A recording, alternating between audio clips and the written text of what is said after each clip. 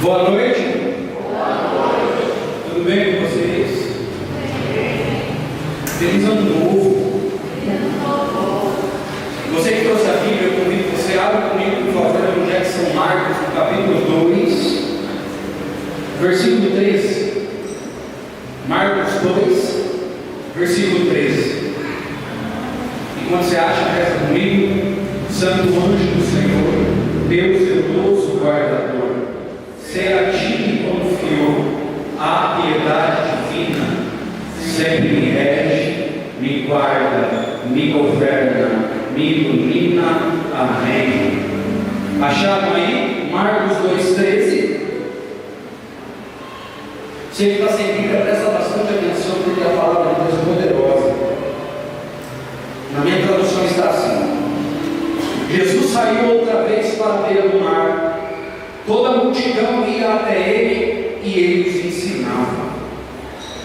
Ao passar, viu Levi, filho de Alfeu, sentado no posto de arrecadação e disse-lhe: segue-me.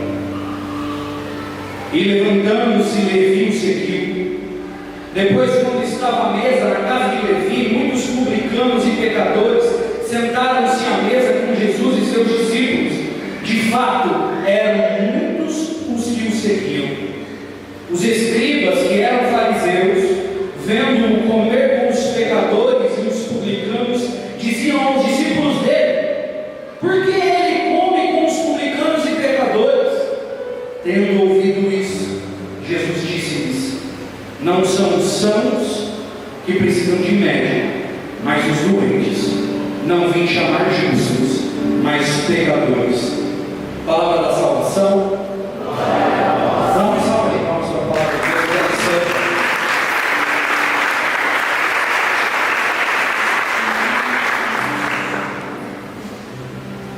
Sabe que queria falar uma coisa para vocês. Eu estava muito ansioso para pregar hoje, cara. Primeira pregação do ano, e eu fiquei o dia inteiro pensando nessa pregação. Eu estava voado, cara, eu não conseguia pensar em outra coisa, porque eu sou apaixonado pela palavra de Deus, eu sou apaixonado por pregar o Evangelho, eu gosto muito mesmo. E no início do ano, a mensagem tem que ser algo que nos leve a viver um ano bom. No início do ano, o primeiro grupo de oração do ano, a primeira vez que nós nos reunimos aqui, nós tivemos um recesso, nós passamos as festas. Quem comeu bastante no Natal aqui fala glória a Deus. Glória a Deus. Quem comeu mais ainda no Ano Novo fala aleluia. Aleluia. A gente se esbaldou, foram banquetes e mais banquetes, litros e litros de Coca-Cola, porco assado, frango assado, tudo que era assado a gente comeu. Comemos doce por todas as espécies. E o ano começou, cara. Dia 31, meia-noite, aqui na Araraquara não tem muito isso, mas estoura fogos e a gente fica feliz. E no início do ano todo mundo traça um monte de meta, né? Engraçado que eu estava vendo uma publicação de um cara que citava uma pesquisa e ele falava que um estudo mostrou que 90% das pessoas que traçam metas no ano novo, os que demoram mais, demoram 18 dias para quebrar os propósitos da virada do ano. Hoje é dia 17. Amanhã seria o último dia dos mais perseverantes e os 90% vão cair. O galera da academia já vai dar aquela faltada. Pessoal do refrigerante vai cair, no final de semana vai tomar uma coca. Pessoal que jurou ser mais calmo vai numa briga. Pessoal que jurou ser paciente vai explodir. Quem estava economizando, o cartão virou e o coração começa a bater forte, cara. Vai vir só em fevereiro e daí você passa e parcela em 12. E quem queria economizar não consegue. Só que no meio de tudo isso, eu queria falar com vocês nessa noite sobre como 2023 pode ser o melhor ano da sua vida. E não é sendo coach, não. Quando eu estava rezando para pregar para vocês, eu me lembrava daquela passagem do Antigo Testamento. Se você lê no Antigo Testamento, o povo vivia numa apreensão, e a apreensão durava o ano judaico inteiro. Quando chegava um dia, o dia do grande jejum, chamado Yom Kippur dos judeus, o povo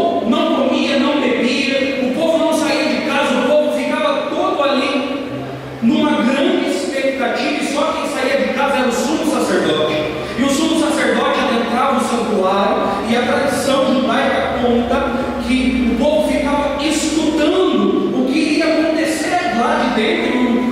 O sumo sacerdote passava pelo átrio, passava pelo santo, e entrava no santo dos santos, onde estava a arca da aliança, e ali ele oferecia um sacrifício, matava-se um cordeiro, e se o sacrifício fosse agradável a Deus, o sinal daquilo era que o sumo sacerdote sairia vivo, porque se ele estivesse em pecado e Deus não fosse abençoar o povo naquele ano, ele morreria ali dentro. Então, quando o sumo sacerdote saía, era de fato uma festa, porque eles sabiam que ia ser um ano de graça da parte de Deus.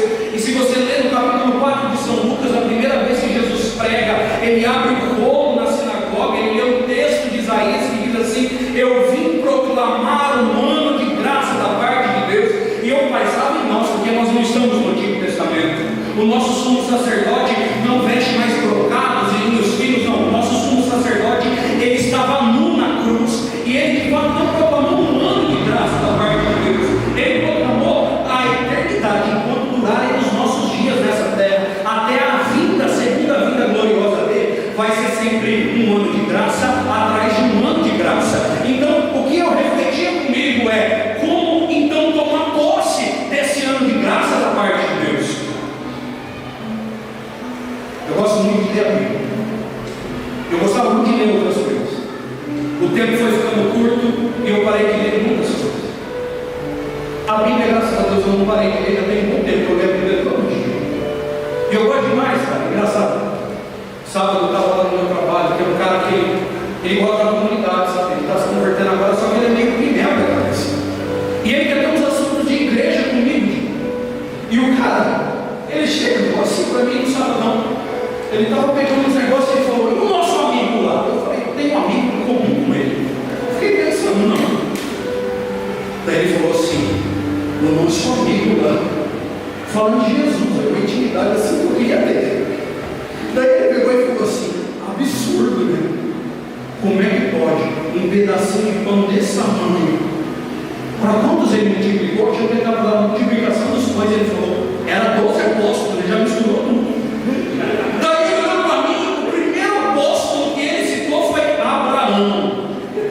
Nisso, sabe o que eu falei? Eu achei que era zoeira, mas não era. Ele, no seguinte, ele mandou para Jacó, antes de começar a falar de Pedro. Tem um senhorzinho protestante que trabalha comigo, ele falou assim: moço, você precisa ler a Bíblia, saiu irritado. A gente precisa ler a Bíblia. O Evangelho de Marcos é maravilhoso. O símbolo do Evangelho de Marcos é o leão, porque ele começa com a pregação de João Batista, o rugido de um leão, a voz que clama no deserto. O Evangelho de Marcos é tremendo. Marcos era secretário e tradutor de São Pedro. É maravilhoso porque Marcos, quando escreve seu Evangelho, ele não joga as coisas numa ordem aleatória. Não, Marcos, quando escreve o Evangelho, ele escreve de caso pensado. A ordem da narração dos fatos, ela nos ensina muitas coisas. A primeira coisa que acontece no Evangelho de Marcos é o batismo de Jesus por João Batista. E em seguida, o primeiro ato de Jesus no Evangelho de Marcos é expulsar o demônio de um endemoniado. É como se São Marcos reescrevesse o Gênesis. Quem foi o primeiro a cair no paraíso foi o diabo. Quando começa a escrever o Gênesis, o diabo já tinha caído. Em seguida cai a mulher a convite da serpente. E depois cai o homem a convite da mulher. E a ordem dos fatos do Evangelho de São Marcos é a seguinte: ele expulsa um demônio, ele cura uma mulher, que é a sogra de Pedro, e ele cura um leproso. Ele expulsa o demônio que tinha caído, ele cura uma mulher representando Eva, e ele cura um homem representando Adão. É maravilhoso. Mas só que parece que então Jesus estaria interessado no nosso bem material, porque é a cura de uma febre e a cura de uma lepra. Só que o ato seguinte de Jesus ele é tremendo, porque Jesus ele cura um paralítico. Só que antes de curar o paralítico, ele cura o coração do paralítico, porque ele diz assim: é mais fácil dizer para você: levanta-te e anda, ou dizer os seus pecados estão perdoados? Pois eu te digo, os teus pecados estão perdoados. Agora levanta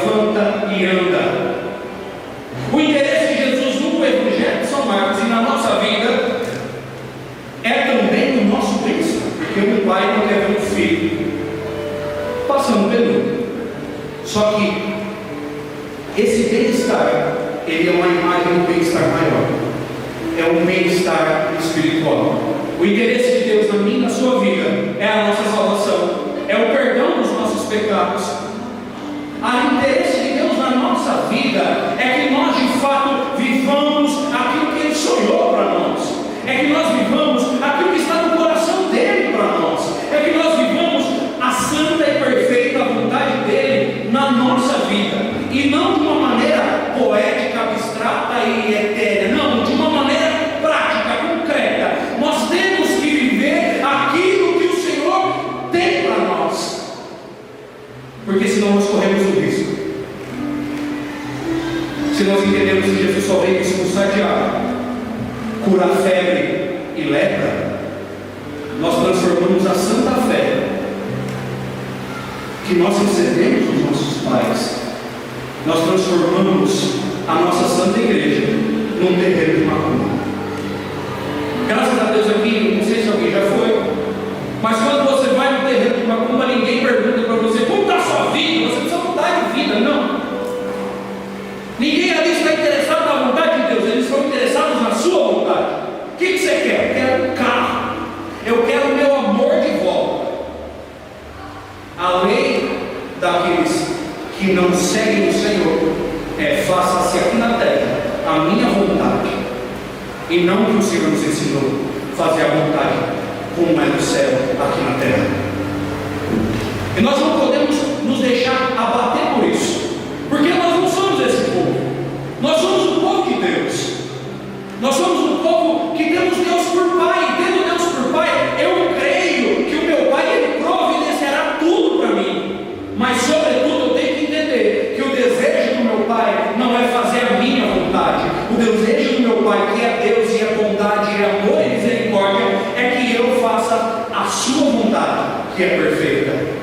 O interesse de Deus é curar a lepra, é curar a febre, é também, mas sobretudo é como Ele olhar para aquele paralítico e falar: os teus pecados estão perdoados. O problema maior do que as pernas era o coração daquele homem. E daí nós chegamos no texto que nós temos. Jesus estava em Cafarnaum, na casa de Pedro. Jesus fez da casa de Pedro a sua casa. Ele já havia saído outras vezes. Cafarnaum fica à beira-mar. Eu nunca fui, mas tem um mapa no fim da Bíblia que mostra lá. Cafarnaum era uma cidade litorânea. E Jesus sai de novo para a beira-mar. Jesus está ali andando, e a palavra é clara, havia uma multidão de gente com ele, e a palavra é maravilhosa, porque Jesus, ele está ali, e de repente ele olha para alguém.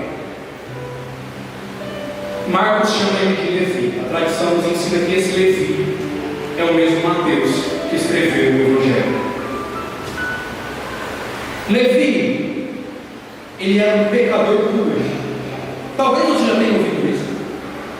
Com certeza, se você já foi à missa, alguém já falou para você, o padre na homilia, que Levi ele era cobrador de impostos. Só que isso é algo um pouco mais sério do que a gente tem noção. Levi era um pecador dos piores. E quando Jesus vê Levi, ele não vê Levi fazendo algo bom, ele vê Levi roubando. O que Levi estava fazendo quando foi encontrado por Jesus? Ele estava roubando. A forma de trabalho de Levi era roubar. E ele não roubava de algum povo distante, ele roubava dos seus irmãos, ele roubava do povo de Deus. Ele se corrompeu, e enquanto ele se beneficiava, enquanto ele tirava proveito e tinha uma vida boa, enquanto ele enriquecia, ele patrocinava uma ditadura, a ditadura do Império Romano, e o povo era oprimido, e alguém daquele povo oprimido se vendeu, se corrompeu, se deixou comprar para poder ter um benefício próprio. Nós chamamos isso hoje de corrupto. Levi era corrupto. Gente da pior espécie. Gente ruim. Gente que fazia pecado que dava vergonha nos outros.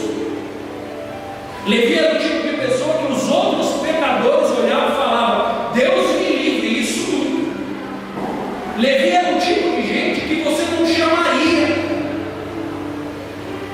Mas Jesus, quando olha para Levi, isso é maravilhoso. Porque nós, quando olhamos, é como eu olhando para você. É uma gente comigo. Você se arrumou para vir no grupo. Está bonito, está arrumado, está cheiroso, colocou uma roupa. Você está alinhado, penteou o cabelo. Alguns. E você está aqui. E só o que eu consigo ver é você sentado aí. Mas Jesus não é o Gabriel. Jesus é Jesus e Ele é Deus. E quando Jesus olha, Ele não vê um cobrador de impostos. Ele consegue enxergar a ruindade dele. Se quando Jesus olha aqui, Ele vai além do rostinho bonito, da barba feita e do cabelo penteado. Jesus consegue olhar o meu coração. E se eu conseguisse olhar o meu coração, eu teria ânsia de morte. Eu não sei vocês. Jesus, Ele olha e Ele enxerga o pecado. Jesus, sendo Deus, Ele olha e vai além da aparência e enxerga o homem no inferno. Porque era onde Deus estava. E é o que Jesus veio para nós. Jesus olha para nós e é Deus. Ele vê a inveja, Ele vê a fofoca, a covardia. Jesus, Ele olha para nós e vê a pornografia no nosso coração. Ele vê de verdade. Ele olha para nós e a aparência, nós precisamos entender isso. Quando nós falamos Deus sabe tudo, não, Deus sabe tudo é prático. Deus sabe tudo. Sabe tudo. Sabe o que o seu marido não sabe? Deus sabe. Sabe o que a sua esposa não sabe? Deus sabe. Sabe o que a pessoa que está do seu lado não sabe? Deus sabe. Deus sabe o pensamento que você teve. Deus sabe o sentimento, a inclinação do seu coração. Deus sabe a gravidade do seu pecado. Deus sabe. Deus sabe o mal que você fez e o bem que podendo fazer você também não fez. Deus consegue enxergar tudo. E quando Ele olha para Levi, Ele enxerga alguém muito pior do que nós. Ele enxerga alguém que de fato vivia num charco de lodo, alguém que vivia numa vida desvirtuada. O pecado de Levi é muito grave. Mas quando Jesus olha para ele, Jesus faz algo. Esse evangelho foi na missa de sábado passado. E sábado passado esse evangelho ficou no meu coração. Porque no chamado de Levi existe um itinerário espiritual para nós vivermos o melhor ano da nossa vida. O Santo Padre Paulo Francisco, ele tem um lema. Você sabe qual é o lema episcopal do Papa? É uma frase em latim que diz assim: miserando atque elegendo. Misericordiando enquanto elege. É desse evangelho que o Papa tirou o lema dele. Foi o que Jesus fez com Mateus. Ele teve misericórdia de Mateus. Sabe o que é a misericórdia de Deus? É a oportunidade de nós estarmos aqui sem merecer. Sabe o que é a misericórdia de Deus? Ele nos ama sem medida, mesmo nós não sendo amáveis. Sabe o que é a misericórdia de Deus? É Deus olhar para o pior pecador da Jerusalém, de Cafarnaum inteira, e Jesus não chamou Mateus para ser um dos 72, um dos 490. Jesus não chamou Mateus: para de cobrar imposto, vai pescar em qualquer pescado. Deus não falou: Mateus, volta a fazer alguma coisa, você está muito ruim. Jesus chamou Mateus para ser apóstolo. Jesus só chamou 12. Paulo fala que ele é, mas é só mentira. Porque só chamou 12. Os 12 maiores homens que já pisaram nessa terra, à exceção da Virgem Maria e do glorioso José. Um príncipe da igreja. Mais que isso, mais que tudo. Você não está entendendo? Jesus pegou o pior e não chamou para ser mais ou menos. Jesus pegou o vil, o desprezível, o desgraçado que ninguém queria e não chamou para ser alguém na média. Jesus pegou aquele para quem ninguém dava nada e enquanto teve misericórdia, elegeu Mateus. apóstolo. E o cobrador de impostos termina morrendo por Jesus. Olha o salto. Era um ladrão corrompido. Era alguém que tirava proveito dos outros para o seu benefício. Era alguém que vivia no cúmulo do egoísmo. Era alguém que ninguém dava nada. E o Senhor fez dele, olha o salto, alguém que morre por Jesus, alguém que escreve um evangelho, alguém que todos os anos nós rezamos uma missa em honra dele. E todos os padres do mundo vestem vermelho, porque ele morreu, deu sangue mesmo por Jesus. E todos os padres do mundo falam, hoje nós celebramos a memória de São Mateus Apóstolo. E na liturgia das horas, em todos os mosteiros, comunidades, conventos do mundo inteiro, se reza um hino diferente, se lê leituras diferentes, para lembrar da vida de um homem que deu um salto astronômico, saiu do inferno e virou santo. Sabe o que isso tem para dizer para nós? E essa é a pregação que eu quero fazer para vocês nessa noite. Esse é o melhor caminho para ter um humano de verdade, abençoado por Deus. A gente tem plano de emagrecer, que bom, você está gordo mesmo. A gente tem plano de ser mais calmo, amém. Você é um estúpido. A gente tem planos de ser alguém mais penitente, aleluia, você precisa. A gente tem planos de economizar dinheiro, já deu, né? Tem que parar um pouco de gastar, glória. A gente tem planos disso, daquilo, outro, e daquilo, outro, e daquilo, outro. E se todos se cumprissem, nós seríamos com certeza pessoas melhores, não seriam? Mas sobretudo, coloca uma meta, que eu não sei se você colocou ainda na sua vida. É a meta de deixar Jesus agir com misericórdia enquanto te elege. Sabe, a nossa conversão está intimamente ligada à nossa vocação. Só se converte de verdade quem entende que não nasceu para ser uma cobra que se rasteja, mas para ser uma águia que voa. Só muda de vida de verdade não é quem quer parar com muito ruim e chegar no mais ou menos. Jesus não teve caminho de progressão espiritual com São Mateus. Jesus não olhou para Mateus e falou: Mateus, primeiro para de coletar impostos, depois Mateus vá oferecer um sacrifício de remissão dos seus pecados, depois Mateus comece dando pequenos passos de gafanhoto, uma formiguinha, e depois Mateus você vem e me segue quando estiver duro. Não, Mateus, você, Levi, você, desgraçado, ladrão, corrupto, safado, sem vergonha, vem ser meu apóstolo. O melhor jeito de você ter um ano abençoado é se você subir um pouco a sua meta com Deus. Porque se você só vai ser um bom marido se você não quiser simplesmente ser um marido mais ou menos. Ruim você já é. Se você quiser ser só mais ou menos, você vai continuar sendo ruim. Mas se você entender que Deus teve misericórdia do seu matrimônio, e enquanto tinha misericórdia do seu matrimônio, te chamava para ser um homem casado santo, você descobriu o segredo do coração de Jesus. Se você quiser ser só mais uma mulher que é mais ou menos boa, você vai continuar sendo com certeza ruim.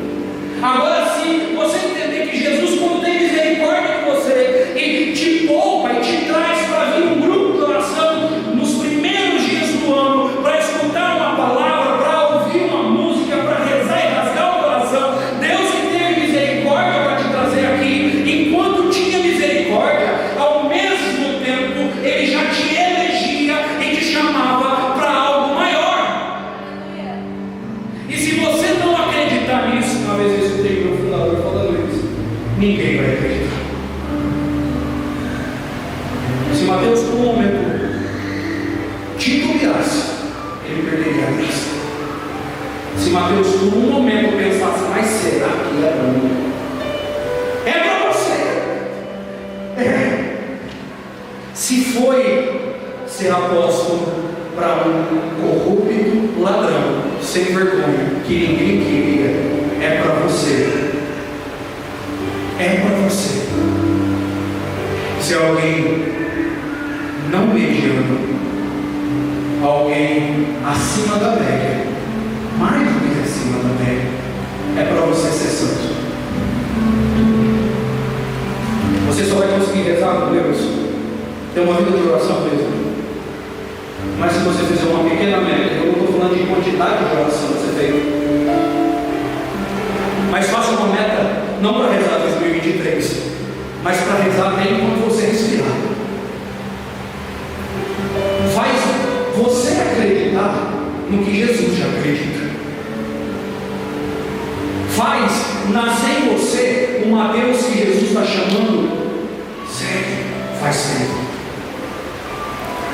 Se você não fizer de verdade, não é um propósito simples, quando eu abandonar o pecado mortal e eu abandonar isso, aí sim eu seguirei Jesus. Não, é bonito, é tremendo, porque São Paulo escreve: eis uma prova incontestável do amor de Deus por nós. Ele nos amou enquanto nós ainda éramos pecadores e morreu por nós. Ele amou Mateus no meio do roubo.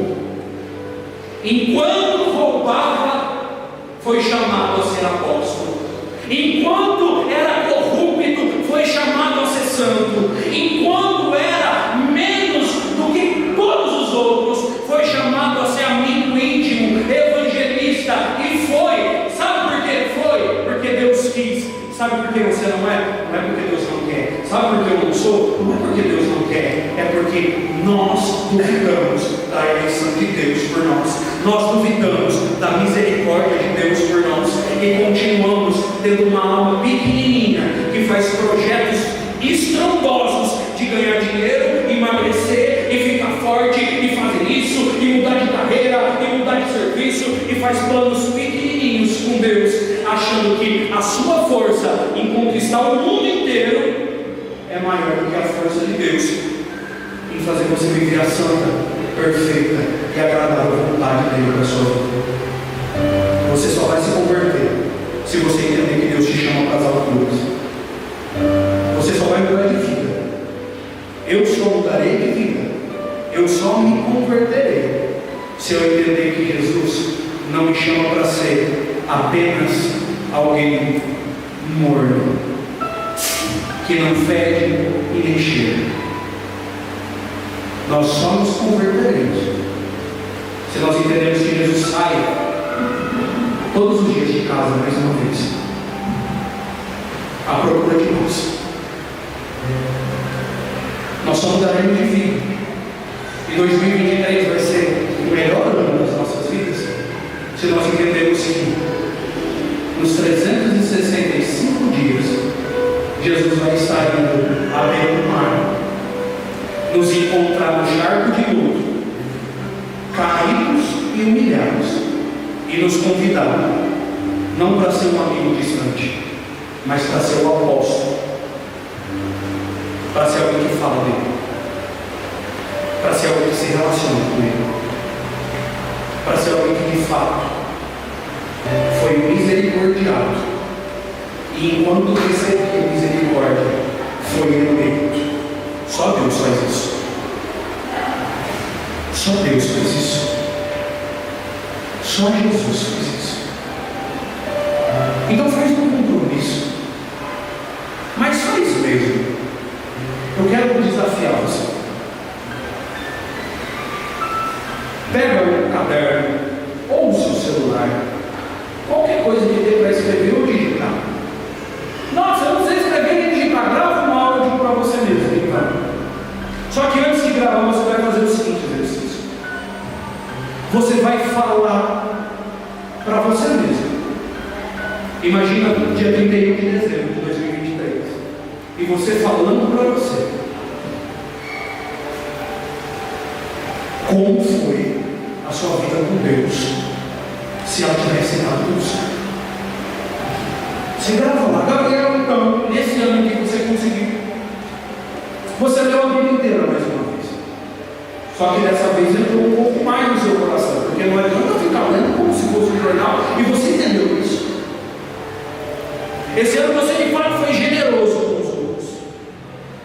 Esse ano de fato você foi um bom marido. E se você morresse, a sua esposa diria para os outros: ele era um homem santo. Você foi um bom pai. Você educou o seu filho na fé.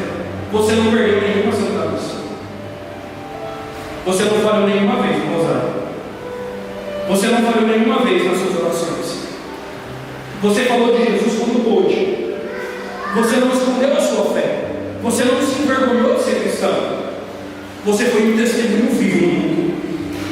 E o seu testemunho fez a sua família inteira enxergá-lo. E o seu testemunho fez o seu bairro enxergá-lo. E o seu testemunho fez o seu trabalho enxergá-lo. E você de fato se tornou alguém que vive a vontade de Deus. E manda esse áudio para você.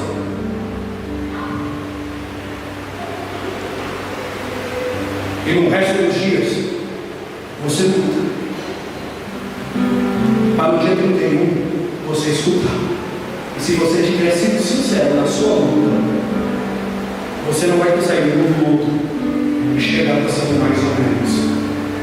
Você vai ver que Jesus fez muito mais do que você imaginou. Mateus não sabia da grandiosidade do chamado. Eu fico impressionado com isso. Ele não sabia o que significava ser apóstolo. Ele não sabia o que significava ser igreja. Talvez ele imaginou uma coisa. Mateus viveu poucos anos depois que Jesus subiu. Logo mataram ele. E se Mateus tivesse um WhatsApp para ter mandado um áudio para ele mesmo, no dia do século, imaginando que tivesse dado tudo certo na cabeça dele, por maior que fossem os planos da vida de Mateus, eu duvido que naquele áudio ia ter assim: você foi santo, você amou a Deus como ninguém amou, você deu para Jesus o que ninguém deu, você foi até o fim mesmo. Nunca mais vão esquecer o seu nome. Vai ter um monte de criança que chama Mateus, e mesmo que vocês sabem, as mães não estão te homenageando, porque nenhum outro Mateus importou antes de você nascer, Deus. Ele nunca imaginou que do mundo ele ia virar um sinal luminoso. Você nunca imaginou, eu nunca imaginei. Se nós não acreditarmos nisso, ninguém vai acreditar. Se você não acreditar nisso, me desculpa, você vai passar mais um ano vindo no grupo, e no final de 23 vai ser igual ao final de 22. Talvez você tenha até emagrecido, ficado forte, economizado dinheiro, parar de beber refrigerante, cerveja, vinho, parar de fumar. Mas o essencial você não vai ter. O melhor ano é o ano de quem sonha grande com Deus. Então não sonhe em rezar uma Ave Maria antes de dormir. Sonhe em ter uma oração de intimidade com Deus, que você perde as horas de tanto assunto que você tem para falar com Deus. Não sonha com um milagrinho, sonha com um milagrão. Sonha com uma bênção grande. Tenha planos com Deus para o seu 2023 maiores do que os outros planos, e tenha ações práticas no seu 2023 maiores com Deus do que para as outras coisas. E você vai entender o que o Mateus aqui depois escreveu no capítulo 6, no versículo 33. Buscai primeiro o reino de Deus, e todas as coisas vos serão dadas e acrescem. Ele só seguiu e recebeu tudo. Imagina só, se você descobrisse que aquele mendigo fedido que te pede esmola, e aquele cheiro de urina te chega da náusea, e às vezes você dá no máximo R$2, porque você fala: eu vou dar dinheiro para beber. Você nem sabe se ele vai beber, você julga ele. Imagina se você descobrisse que aquele mendigo feio, fedorento, fosse na verdade um herdeiro, um bilionário. Eu e você iríamos olhar para aquele homem Ele fala: você é louco? Você é louco de viver mendigando quando você tem bilhões à sua espera? Eu e você somos exatamente isso diante de Deus. Somos bilionários, mais graça do que nós temos, e ainda assim nós ficamos mendigando por eles, quando nós temos um dinheiro infinito em graça de Deus para nós. Você não nasceu para ser na média, nem mais ou menos, nem bom. Você nasceu para ser santo, e não é balela e nem conversa. Se fosse eu dizendo, seria uma balela e uma conversa, mas Jesus está dizendo. O homem que olha e enxerga mais do que a aparência, enxerga a miséria completa que nós somos, e enquanto age de misericórdia com nós, nos elege. Você é um inimigo de Deus. Você é um inimigo de Deus. Não viva de outro jeito. O jeito que você parar de ver pornografia e se masturbar não é tentando parar de ver pornografia e se masturbar. É se você tentar amar do jeito certo, como um santo amava. O jeito certo de você parar de ser invejoso não é tentando deixar de ser invejoso, é louvando a Deus mesmo antes de sentir esse desejo de louvar pelo que Ele faz na vida dos outros. O jeito certo de você sair do egoísmo não é tentando deixar de ser egoísta, é você lutando para amar, não de qualquer jeito, mas de um jeito único, porque Mateus amou de um jeito que mais ninguém amou, e você e eu, nós temos que amar desse jeito. E daí não vai ser um ano de graça da parte de Deus, vai ser uma vida na graça de Deus, vai ser não 365 dias menos 17, eu não sei como está, vai ser muito mais do que isso, porque você entendeu, não é para sair do inferno e chegar a ser médio, medíocre, não é para você ser alguém, não. Você é o povo de Deus. Nós somos o povo de Deus. Jesus saiu da casa de Pedro. Jesus sai do céu hoje, se for assim, para nos buscar, nos amar mais uma vez, porque Ele é misericórdia, e enquanto nos ama, nos convida para algo que nós não imaginamos. Ele convida o desgraçado para ser um príncipe da igreja. Ele foi. Sabe por que ele foi? Porque ele levantou e seguiu. Sabe por que ele foi? Porque ele não olhou para a miséria dele, ele olhou para ele, para o homem mais belo de Deus, o que tem poder nas mãos. Ele levantou e foi. Então, levanta e vai. Vai ser santo na sua casa. Vai ser esposa santa, mãe santa, marido santo. Vai ser funcionário santo, estudante santo. Vai, levanta e nunca mais perca uma missa de domingo. E nunca mais, não admita perder uma missa no dia santo. Nunca mais coma carne de sexta-feira, a não ser quando você contar a penitência. Nunca mais deixe de fazer uma quaresma. Nunca mais, nunca mais.